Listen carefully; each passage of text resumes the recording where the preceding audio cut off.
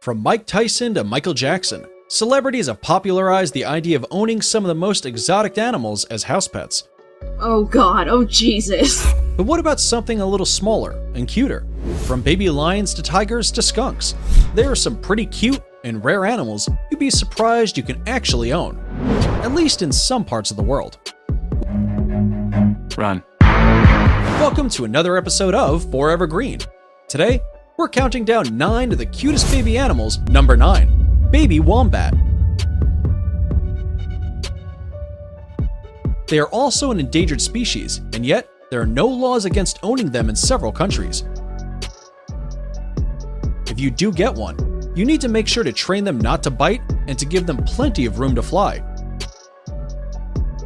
Did we just say fly? Yup.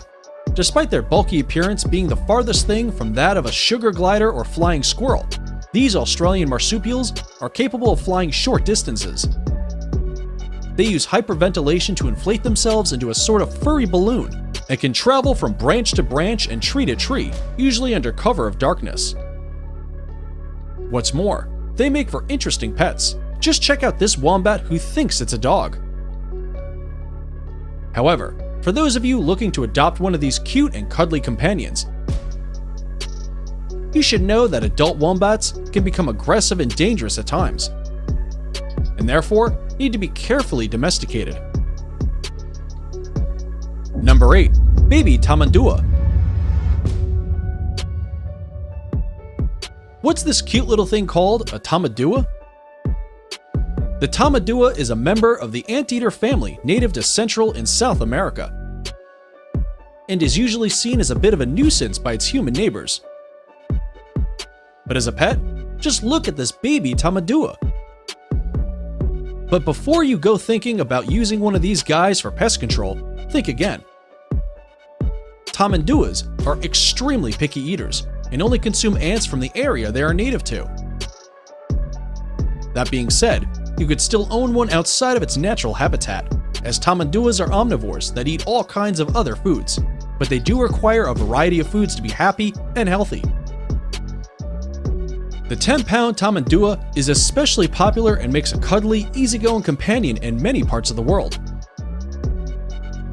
Owning a tamandua isn't even an unheard of trend.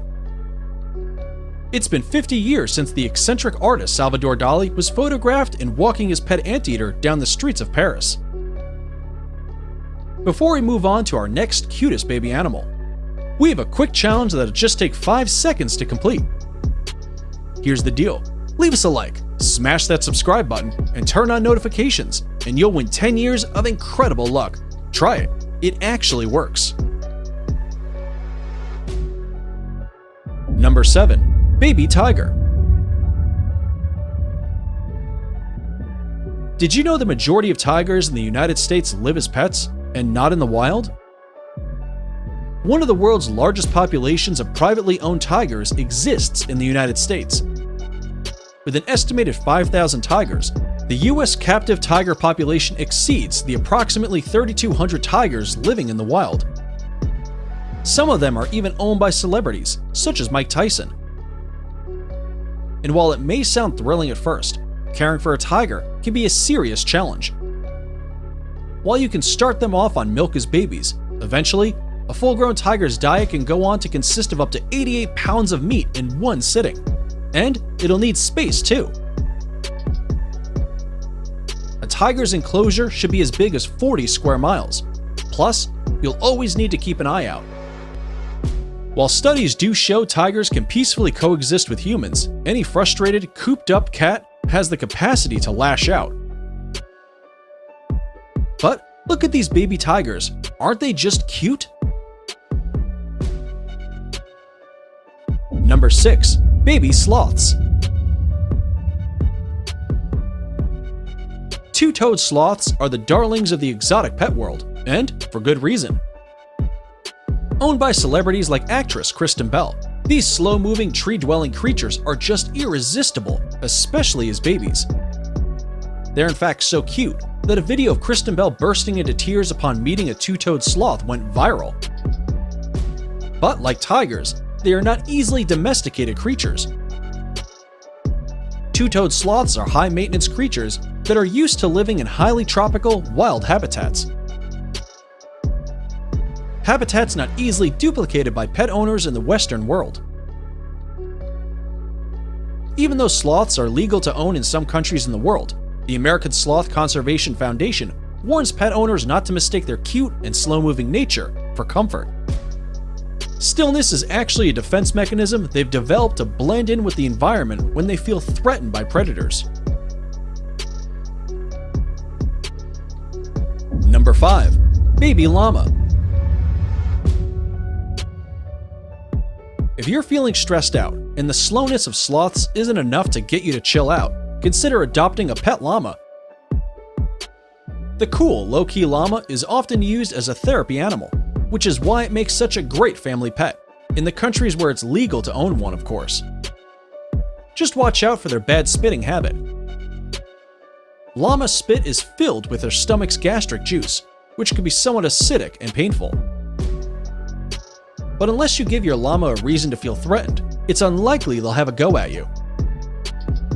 Besides that, a pet llama is loyal, affectionate, clean, and generally low maintenance as long as it's got plenty of space to move around. And preferably a furry companion by its side, as llamas are naturally herd animals. Need another good reason to adopt a couple of these cute creatures? It turns out, llamas are just as effective as guard dogs when it comes to scaring off predators. Number 4. Muntjac deer. Many would say there's no cuter baby animal than Bambi, but just imagine the amount of space you'll need in your backyard once it's all grown up. That's why you might want to opt for a muntjac deer. Originating in South Asia, the muntjac deer is a small species that makes for a great pet. These little guys are easily domesticated and can even learn how to use a litter box, just like a cat. What's more, they barely shed hairs and are pretty independent and low maintenance. Muntjacs can be kept both indoors or outdoors and enjoy a pretty uncomplicated diet of greens, fruit, and bread. But perhaps the best thing about them is that these deers aren't shy whatsoever. Muntjacs are cuddly, affectionate, and have been known to spend their days following their owners around wherever they go. If right about now you're considering trading in your cat or dog for a muntjac, we couldn't blame you.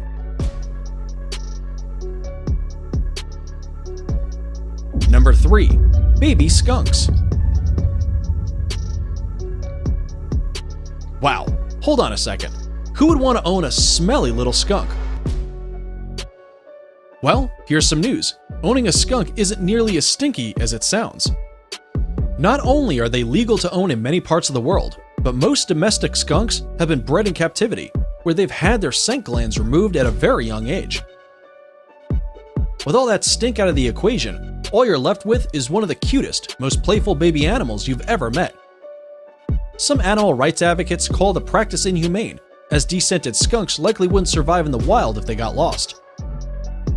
But any proud skunk owner will tell you that a well-fed skunk that gets a lot of attention, affection, and discipline likely won't ever want to stray far from home. We'll leave it up to you to decide whether you'd own one or not. But if there's one thing you can't argue with, it's the cuteness of these baby animals. Number 2. Baby fennec fox. Owning a baby fox is just as cute as it is cool. But what's cuter than the fennec fox with its huge ears? The fennec fox is the smallest breed in the fox family. It normally calls the Sahara Desert home. They have a lifespan of 12 to 16 years, about the same as a domesticated dog. What's more, they don't have a musk gland, which means that unlike your regular red foxes, they barely have any natural odor. Fennecs are also very playful and high energy, and require a good amount of room to run around. Mind you, they won't need the open expanse of a deer or tiger, but if they aren't given the entire run of the house, they should at least have a whole bedroom to themselves. These active furry critters require quite a bit of stimulation. So be sure you're really ready for the commitment, because raising a fennec is a lot like raising a child. But hey, most will say those ears are well worth it.